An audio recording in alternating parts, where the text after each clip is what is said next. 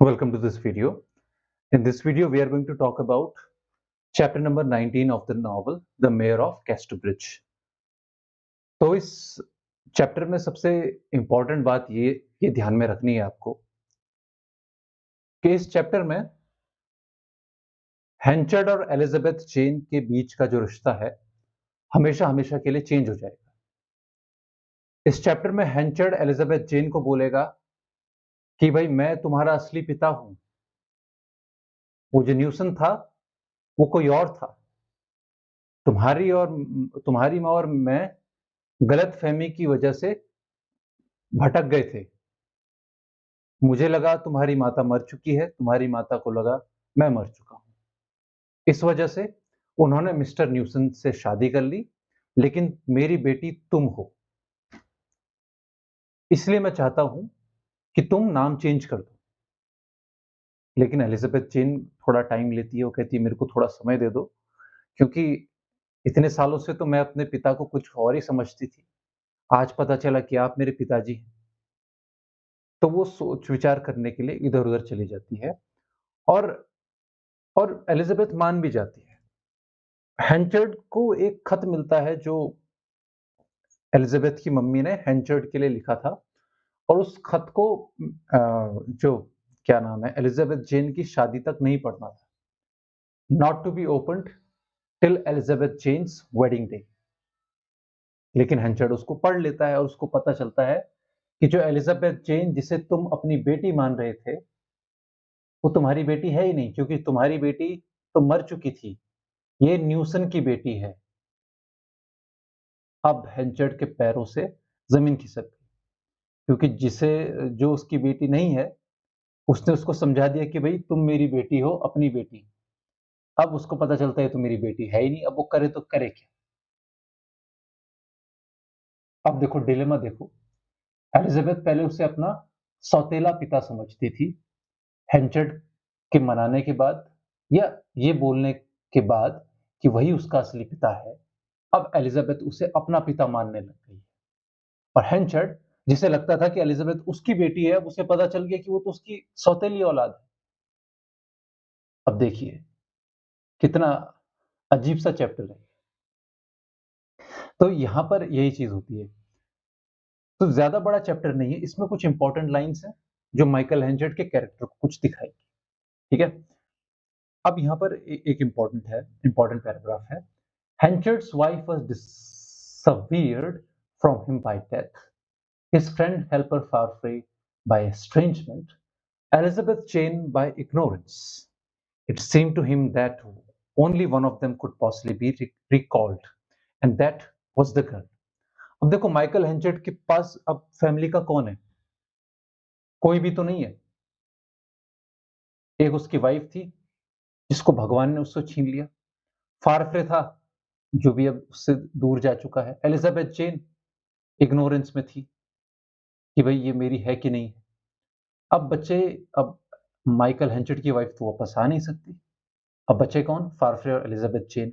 फारफ्रे आएगा नहीं, एलिजाबेथ जेन ही है जो उसके वापस आ सकती है।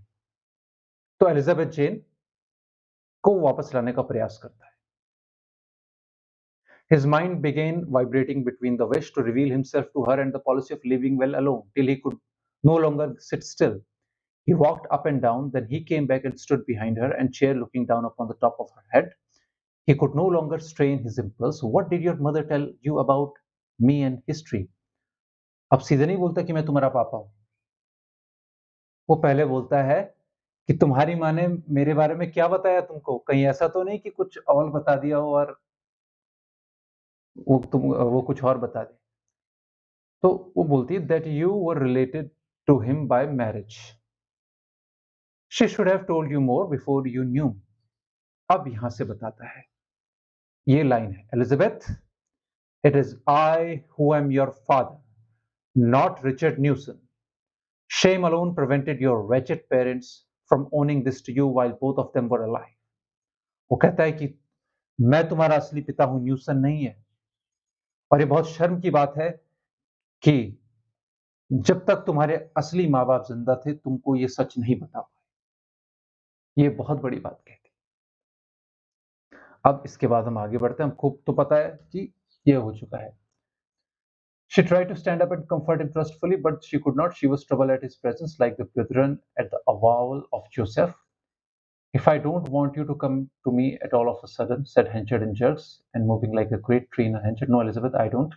I'll go away and not see you till tomorrow. अब ये सब बताने के बाद वो कहता है कि भाई अब मैंने तुमको बहुत बड़ा राज बता दिया है, तो मैं चाहता हूँ कि अब तुम जैसी हो वैसी रहो and I will meet you tomorrow. अब मैं तुमको डिस्टर्ब नहीं करूँगा।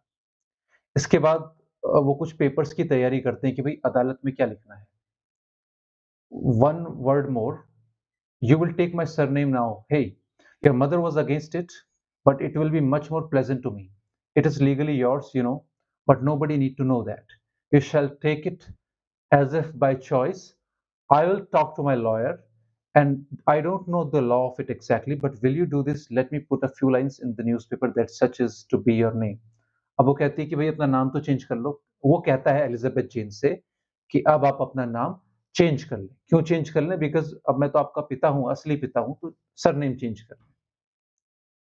अब वो ये भी बताता है कि तुम्हारी माँ इसके खिलाफ थी। ये सेंटेंस है। I wonder why mother didn't wish it. इसका जवाब ये भी मिलेगा और आपको पता भी है। ठीक है? तो इसके बाद कुछ पेपर वर्क करते हैं एंड उसके बाद कुछ पेपर वर्क अ, करने के लिए हेंचर्ड चला जाता है और जहाँ वो पेपर वर्क करने के लिए चला जाता है, वहाँ उसे एक लेटर मिलता है जिस लेटर के पीछे लिखा होता है not to be opened till Elizabeth Jane's wedding day. लेकिन माइकल हेंचर्ड खोल देता है उसको। ठीक है? अब देखते हैं उसमें क्या लिखा है। For the good, my dear Michael, for the good of all three of us, I have kept one thing a secret from you till now. I hope you will understand why. I think you will, though perhaps you may not forgive me. But, dear Michael, I have done it for the best. I shall be in my grave when you read this, and Elizabeth Jane will have a home. Don't curse me, Mike. Think of how I was situated. I can hardly write it, but here it is. Elizabeth Jane is not your Elizabeth Jane. The child who was in my arms when you sold me. No, she died 3 months after that, and this living one is my other husband's. ओहो!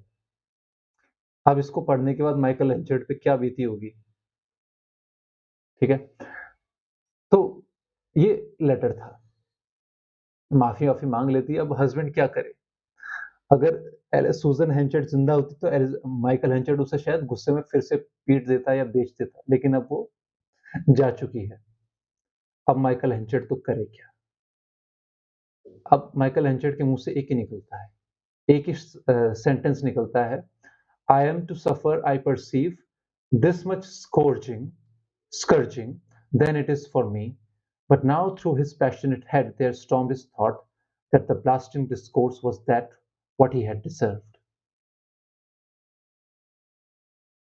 अब आगे पढ़ते हैं।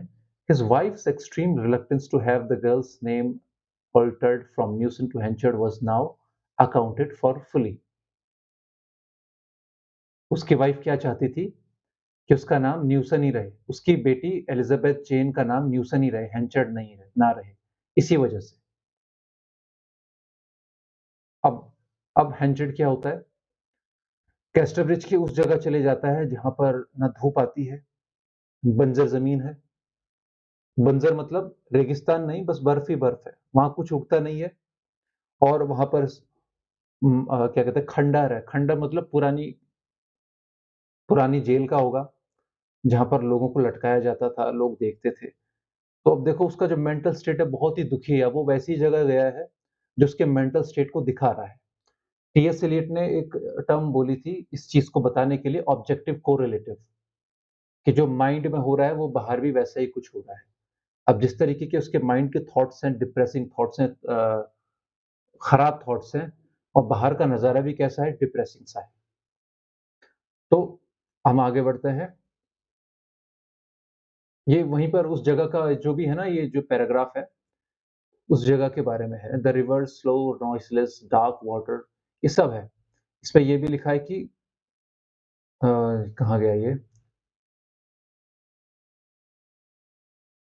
The base of गैलोज। गैलोज का मतलब होता है जहाँ पे फांसी लटकाई जाती है, ठीक है? ऐसी जगह वो चला गया। इसको पढ़ लेना आप। मैं इसको समझाने जाऊँगा तो वीडियो लंबा हो जाएगा। तो अगली सुबह माइकल हेंचर्ड को एलिजाबेथ जेन मिलती है। अब माइकल हेंचर्ड को तो पता है उसकी बेटी नहीं है वो। अब वो क्या करे? वो ये बता भी नहीं सकता कि भई तुम मेरी बेटी नहीं हो, क्योंकि एक रात पहले तो उसने ये बोला कि भई तू मेरी बेटी है। अब ये बोलेगा कि तू मेरी बेटी नहीं है, तो वो तो पागल समझा जाएगा, तो चुप रहता है। अब एलिजाबेथ जेन उसको अगले दिन ब्रेकफास्ट पे मिलती है। अब एलिजाबेथ जेन उसको ये बताती है कि I have thought and thought all night of it said, and I see that everything must be as you say, and I am going to look upon you as the father that you are, not to call you mister Henchard anymore. कहती है कि अब मैं तुमको mister हेंचर्ड नहीं बोलूंगी, अब मैं तुमको पापा बोलूंगी। अब माइकल हेंचर्ड बोलता है नहीं पापा नहीं, हेंचर्ड बोलो, लेकिन बोल नहीं सकता बिकॉज अब माइकल हेंचर्ड की दिमाग की स्थिति आप समझ रहे होंगे कि जो वो चाहता था हो गया, लेकिन जैसे उसको सच का पता चला, अब वो और उतना ही दुखी है। तो यहाँ पर ये सिचुएशन ऐसी है कि माइकल हेंचर्ड को जैसे ही सच का पता चलता है, उसकी इच्छाएं बदल जाती हैं। तो आप सोचिए, आपकी भी बहुत सारी इच्छाएं होंगी जो पूरी करना चाहते होंगे, लेकिन अगर वो इच्छाएं पूरी हो जाएं और उसके बाद आपको उन इच्छाओं के पीछे का सच पता चले, तो क्या होगा? क्या आपकी इच्छाएं बदलेंगी? ये सवाल आपको खुद से भी पूछना है और हेंचर्ड से भी पूछना है। I'll see you in the next chapter. Thank you so much for listening.